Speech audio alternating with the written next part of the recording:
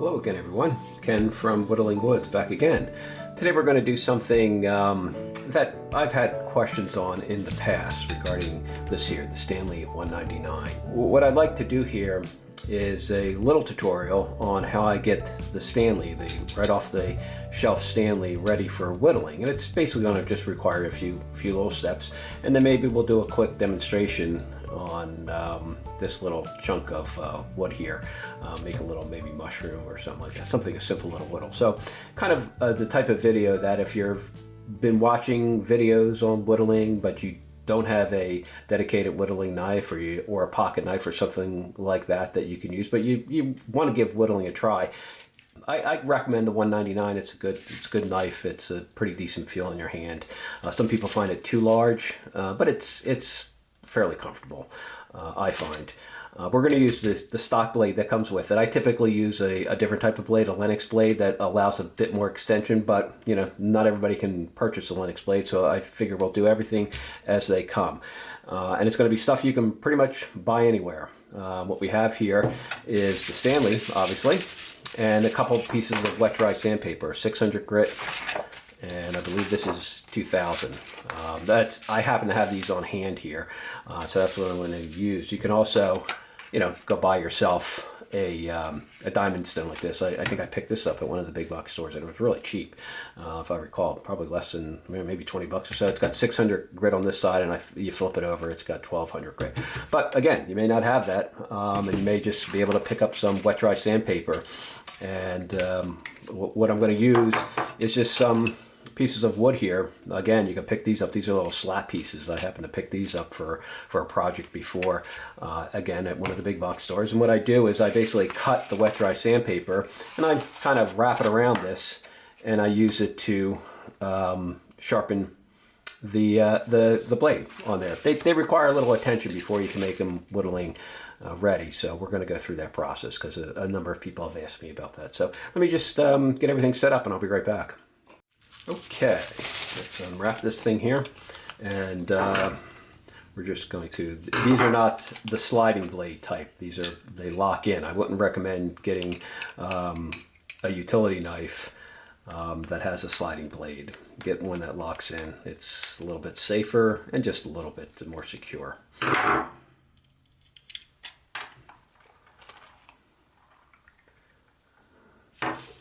Okay, and I believe it comes with a couple blades in here. It actually comes with 3 stock blades. Again, I typically don't use these, but we'll just keep this one in here. But we're going to do everything as off the shelf. The blades I typically use have 4 notches in them, and I'm able to set it a little further out. I wanted to set it going out like about that, a little bit further as opposed to that, but we can make do with this. Now the thing with these blades, let me just set it in there, is that once it's in, you might, if you have a little, feel a little wobble in there for some reason. Typically you don't. They're pretty secure. You can always grab yourself some type of tape. This happens to be electrical tape, and wrap the inside part a couple times, and it'll lock it in even tighter. You can do that. Sometimes I've had to do that, but this feels pretty good here. So let's secure that in place, and I'll get the wet dry sandpaper set up, and I'll be right back. Before we do anything to the blade, let's just look at it from the standpoint of a fresh blade, where nothing's done for it. You literally just saw me unwrap it. If you hear a rattle in there, that's not this blade, it's the ones in there. But you can certainly cut, but honestly, it's not that good. It's a little bit, you might be able to get a few cuts in there, but you're going to struggle, and you shouldn't really be struggling that hard to do that. So that's why we kind of address some of the blade. As you can see, these are really thin, and all we're going to do is just kind of flatten this little bevel out in here a little bit, and that's really the goal, and then hone it up, and we'll be good to go. All right, so let me clean this up, and I'll be right back. Okay, you can see I'll start with the 600 grit here. I just cut it in half basically, And then what I'll do here is I'll take this little wood slat, because I do it a little differently. I'll just kind of show you how I do it. I'll wrap the sandpaper around the stick, and I'll run it this way across the blade. I know most people have seen it done, flat on the surface, and you could certainly do that as well. You can grab yourself a block of wood and mount it to that and do this as well. Some people find that a better way to do it. It essentially works the same way. I just prefer to have the edge I'm working on facing me, and I'm basically going to be doing the same thing, just running the paper across it. So all I do is just I take a piece of this, and I'm going to just wrap it around here a few times.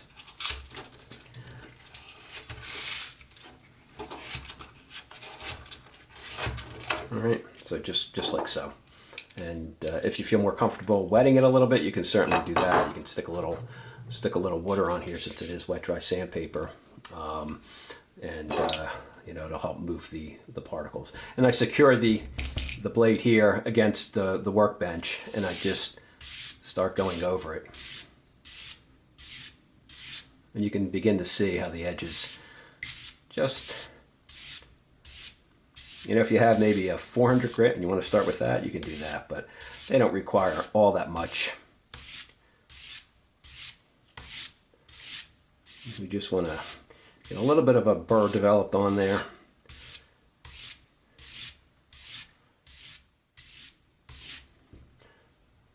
And that's kind of that side, and I flip it around and go in the opposite direction.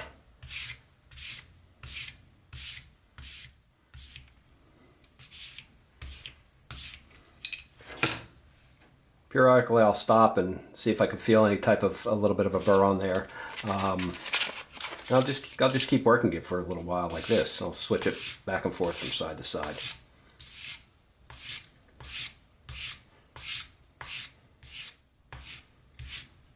Takes a little while, but that's what you have to do.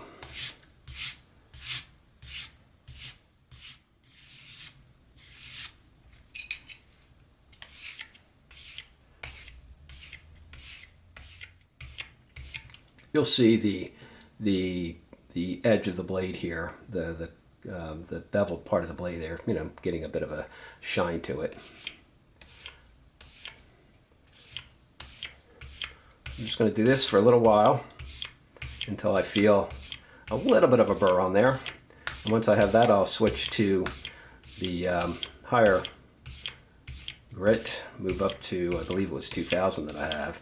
You don't have to go that high. I just happen to have 2000 on hand. It's probably a little bit too fine a grit. Maybe 1200 would be better, but that's what I have on hand.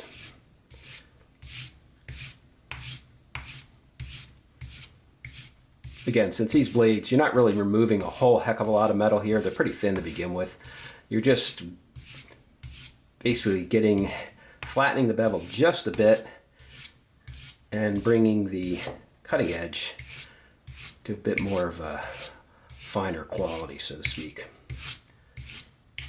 This is also a great way to practice sharpening.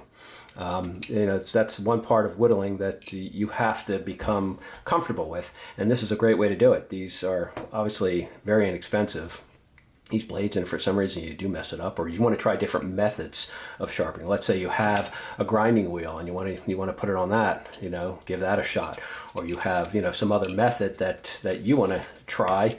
I do that. I'll periodically think about coming up with other ways to quickly. I do have a couple bench grinders that I have different types of wheels on that I can go through this process very quickly if I want to. But sometimes this is perfectly fine. You don't have all that kind of stuff, and you just want to do it this way. And there's nothing wrong with this.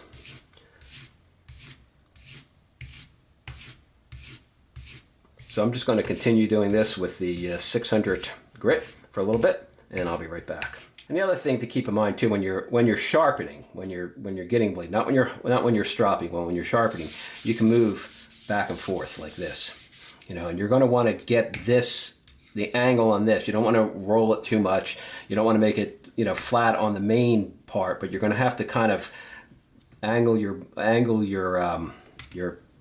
sharpening stone or sandpaper like I have here in such a way that it matches the bevel you want to achieve. And I'm not changing the bevel that's on there that much. So if that was, let's see if I can do it like this and you can kind of see. Well, that's probably difficult to see, but yeah, that would be essentially flat. I'm going to tilt this blade just a bit here to match the bevel. And you probably can barely see how much I'm lifting, but it's not all that much. Because if you keep it flat on the main surface of the blade, you're not going to get anywhere. You'll eventually get a really, really thin blade. This is all you're going to do, and which will probably break. So that's all. You can kind of go through here. And again, like I said, it takes a little bit of time. But sharpening does take a little bit of time, and it's okay. You shouldn't rush the process.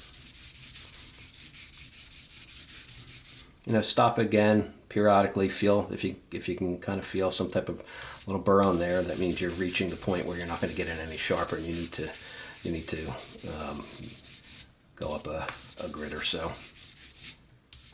Okay, I thought I'd show you, the standard way that you'll probably find most people doing it, and I'm using this diamond stone just again for a different type of. These are inexpensive to pick up, and like I said, this is 1200 and 600. Although the 600 is probably more like 1,000, and the 1200 is probably more like 2,000 because I've used it in the past quite a bit. And you can do this flat. You can actually use this the same way if you choose that I've been doing by going like this across the surface. But again, just for the sake of showing it both ways, you'll lay it down. And again, if you want to put some a bit of water on here, you can certainly do that as well. And then just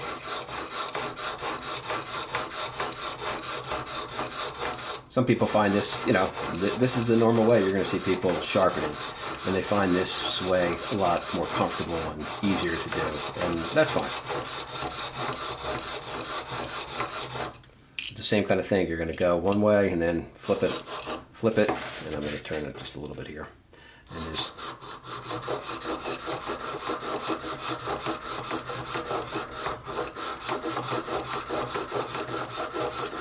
and you can begin to see here the metal coming off the blade. That's what all that little particle is. That's why you use some type of lubricant. And in this case, you could use like a type of oil or just some little water like I did here. And it basically gets you the same result. You're just getting this blade. And it's really difficult to see. You almost have to feel for the burr on the end there with your hand. You can kind of see a bit of, you probably, like I said, you probably can't here, but there's a bit of steel that just begins to curl over the edge, and you can kind of feel it if you run your finger across it. Don't run your finger this way, run it that way, and you can kind of feel a little bit of it. And then just keep doing it. Periodically, what I like to do is just dab up some of the byproduct of the sharpening, which you can see there, and then maybe, excuse my hand there, maybe re-wet it a little bit, and then just continue the process. Like I said, this is a really great way to dip your hand, no pun intended, into sharpening, because if you're going to get into the whittling hobby with a knife, you're going to have to learn how to sharpen. And knives are the easiest thing to sharpen. Gouges, V-gouges, the other U-gouges, stuff like that are much more complicated to sharpen. And so start with a knife, get the basics down with a knife. And a cheap blade like this is a great way to test it out. So there you go. I just wanted to kind of show you that before I switch over. Alright, I'll be right back. Okay, I thought I'd bring in here and kind of see if we could, you can kind of see that light reflecting right off the edge there. That's the burr kind of forming over. If you hold your knife in a certain way, you can see there's a little bit of light reflected right on the cutting edge. That means, if I hold it like that, maybe you can see it. That means you've got metal reflecting light back, and typically if you're looking at an edge, it shouldn't be reflecting any light. So you're rounding over well, the burr is beginning to hook over, so we can actually go to the next grade. You typically want to see that burr extend across the entire blade as well. I know this is probably not the easiest thing to see, but and a lot of times, like I said, you can kind of feel it if you rub your finger on it. But there you go. So now I'm going to go up to, you can kind of see it right in there where I pushed it back a little bit.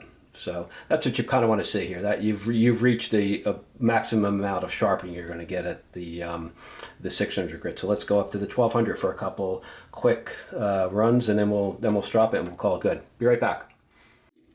I think I may have said 1200. In reality, like I mentioned earlier, it's actually 2000 grit. 1200 would be actually perfectly fine for this as well. I didn't have that, so I'm using the 2000, which is probably a little bit more of a polishing than anything else, but these Stanleys don't need all that much. You know, if you were starting with maybe a pocket knife that needed a lot more grinding down, you'd probably have to start with a much lower grit. You know, even 120, 220, or something like that, to get it to do most of the grinding, and then start refining it, usually a couple levels at a time. That's typically how you're going to do it. But like I said, this is a good way to practice your sharpening skills. So then we just run it, sort of a polishing thing here with the 2000 grit, and it'll knock off most of that burr, and we'll finish the refining with a leather strop. These are great little knives for no other reason. Even if you don't do all your whittling with this knife, it's a great way to do some sharpening without any fear of damaging or destroying expensive blades.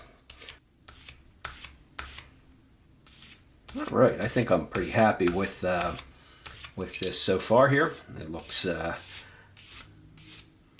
thought a bit of a tiny little burr on there, not much, because this is basically just polishing it and removing most of it that's on there. We can now switch over to the leather strop and call it good and get rid of the whittle. So let me do that. Let me just clean this blade off just a bit in case it picked up any shavings there, and then we'll do the same thing. We'll pull out a strop here, and I have again, it's kind of wood like this, really similar to that. You could, of course, use a standard leather strop where you mount it, where you mount it to a piece of wood, and you do it on a bench top like that, or you can do it this way. I just have these two pieces of leather glued to this stick, and what I do is I have one side I use the yellow honing compound, and the other side I use the green honing compound. I guess I need a little bit more green. And I start with the yellow, and I do the same thing I've been doing all along here. I'm just going to, again, in this case, you're only going in one direction. You're taking your strop and you're moving it away from the cutting edge. So don't go back this way. You will tear the leather. And you're going to do this for a little while, and this will just refine it and bring it to the sharpest possible edge you're going to be able to get. You flip it, you're going to do the same thing on this side as well. And you're going to sit here and just tone it for a while. As far as, I get questions from time to time. People ask me, how many times you do it. There really isn't, I don't count the 20 or 30. Yeah, I guess you could. I guess if you want to just, do 50 strokes on each side, and then, feel it, maybe do a test cut. And if it's do 50 strokes again if you're not happy, and whatever you want to do. But we'll test it on a piece of like basswood or something like that, and on the sort of towards the end grain to see if we get any scratches. And then it's ready to go. If it's a clean cut, makes a clean cut, then you're ready to go. So I ran it a few times with the yellow. Now I'm going to flip over to the green, and do my last few passes. Feel it? I don't feel any kind of burr. I'm going to grab this piece of basswood over here. Now, the key, what we're going to want to do is run it. We'll first do it up the edge over here, like so. So if you see scratch marks in here, then you know you've got some more work to do. So let's do that again. I'm going to run it along the whole edge of the blade here.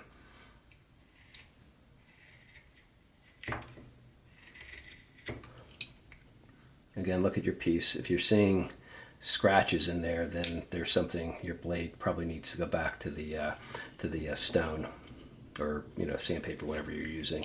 Other thing you could do is see how well can you get really thin. Can you get really thin kind of curls on here? Yeah, you can get, it does a pretty good job, as you can see. It's, Stanley's not all that bad.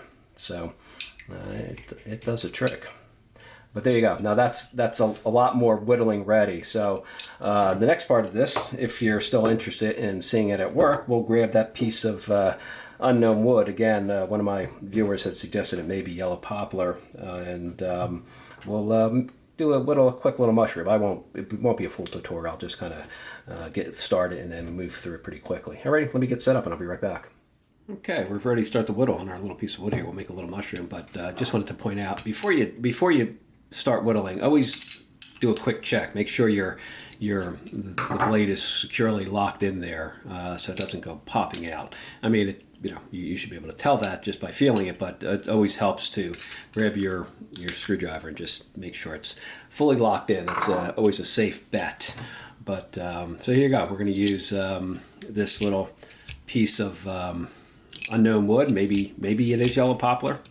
You can see it's already cutting compared to the way when we started. And you can see it cuts so much nicer.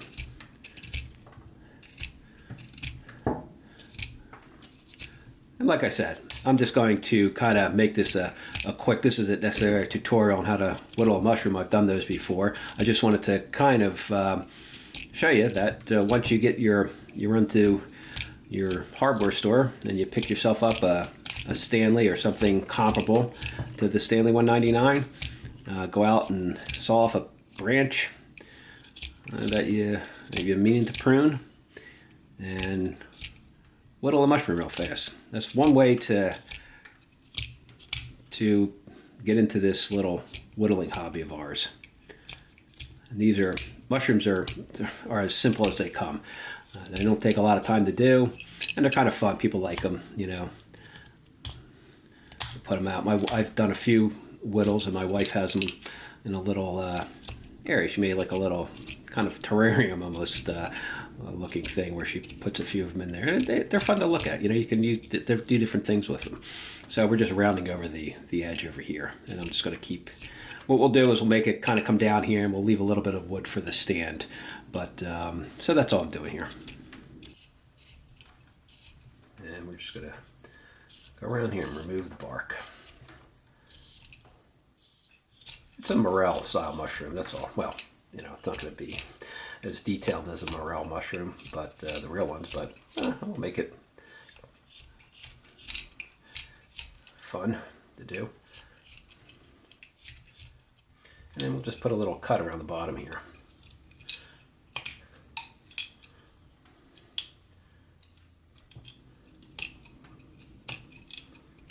So we're creating we're whittling down. This part will be the stem down in here.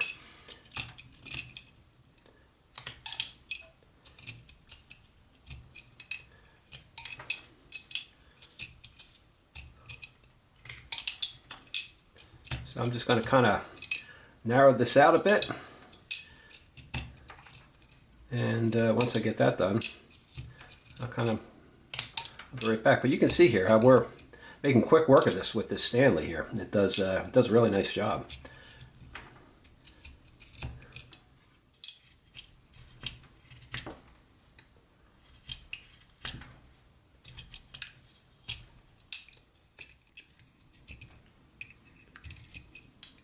Basically what I'm aiming for here is the top itself to kind of taper up a little bit. So we'll start to thin the top out a bit.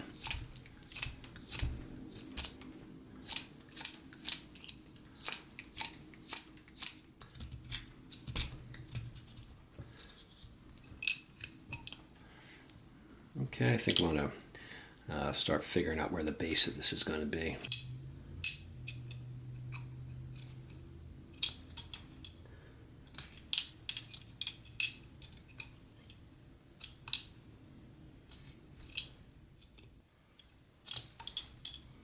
Hope demonstrations like this sort of convince you to give whittling a try. There's plenty of people that do whittling tutorials out there that do some really amazing work, and you know, check them out. There are lots of tutorials, lots of demonstrations of whittling and the way different people do it, and you can kind of see how we're moving along here. But not everybody, you know, has been whittling for years and years, and we want to try to encourage more people, especially, honestly, I'd like to encourage even younger people to do it, you know. If you're watching this video and you're under the age of, I don't know, 30. If I look at the analytics on my videos, I think the vast majority of my viewers are in my age group, which is over 60, and by pretty large, or over, you know, 55 at least. Quite a significant margin.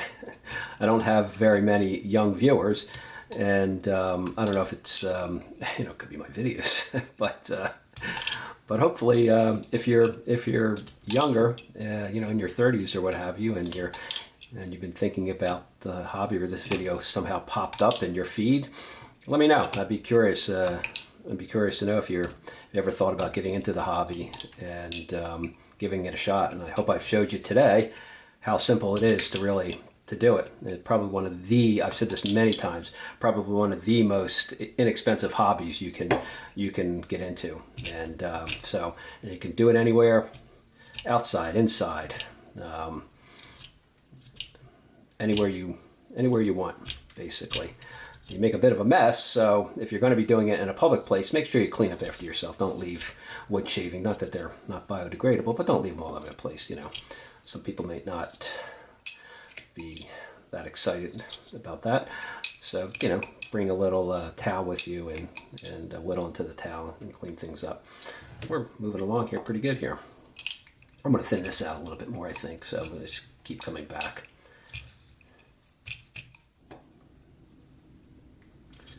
Also, if you are watching the video and you've whittled with the utility knife like this, let me know. Let me know what you think and what your thoughts are on using a utility knife. You know, maybe not as always the go-to knife, but or maybe it is for you. Let me know. I'd be very curious to see how many people use and enjoy whittling with knives like this here Stanley 199. I think they're fine knives to use for whittling. Some people, you know, have said that, like I said, they're not the most comfortable knife to hold, but honestly, I don't really find it all that bad. You know, some pocket knives can be a little bit more uncomfortable to hold depending on the style, but this isn't too bad. What I typically like to do in the head of the mushroom here, or the cap of the mushroom, is to create these faceting cuts. I just kind of go around here and I take little cuts all over, and I leave a bunch of facets in there because sometimes I'll come back and I'll paint the mushroom, at least the cap, just with a dry brush. And you may have to wait till the piece is a little more dry, the wood. Right now it's kind of wet.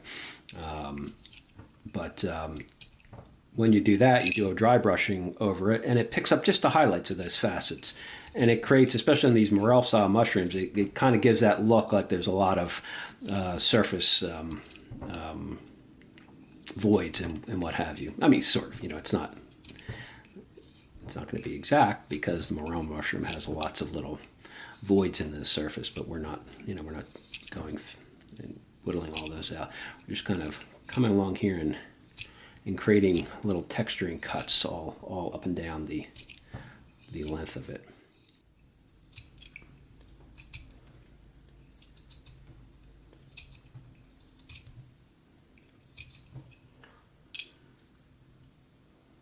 You see how quickly we did that? And the whole process from sharpening the knife to this, well, definitely took a little longer to sharpen it than it did to whittle it, but it's not very, doesn't take all that long.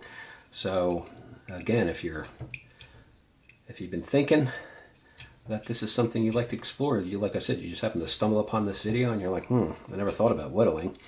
I thought it was for just old men. Well, based on the, like I said, based on my, the analytics that YouTube does, it would appear that way. It's mostly men. I have very few women subscribers, and if you are watching this and you're a female, let me know too, because I'm curious. This is a perfect hobby for anybody. You don't have to, it's not something that one particular group of people should do. But I'm just basing it on what YouTube is saying in terms of my analytics. We're pretty much done. That was as quick as it comes. Nice, fun, easy, relaxing whittle. I hope you enjoyed it.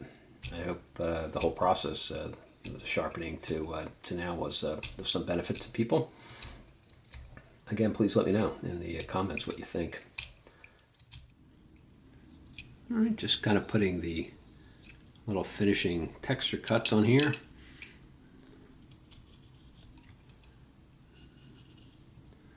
Where Stanley did a fine job on this one. Go out, pick yourself up a Stanley and give this a shot.